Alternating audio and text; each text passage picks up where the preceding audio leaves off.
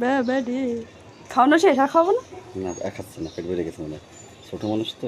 আর তুমি ওই আমার বাটিতে দুধ খাওয়ালে, ওই বাটি আলাদা রাখবা। অসুন্দর কথাবার্তা বললো। তো কী হয়েছে, বাড়ির মধ্যে ঢুকেছি আমি? হ্যাঁ।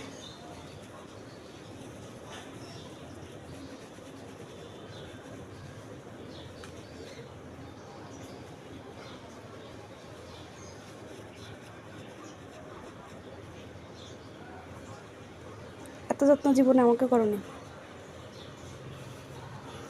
তুমি লায়ক নেই। আর ও নালায়েক হে।